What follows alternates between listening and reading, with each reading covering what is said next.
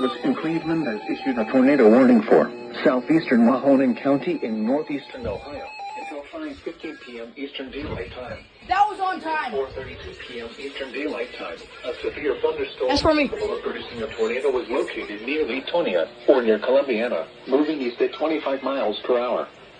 Indicated rotation. Impact. Flying debris will be dangerous to those caught without shelter. Mobile homes will be damaged or destroyed. Damaged roofs, windows, and vehicles will occur. Tree damage is likely. This dangerous storm will be near Columbiana around 4:40 p.m. Eastern Daylight Time. Other locations impacted by this tornadic thunderstorm include New Middletown and Poland.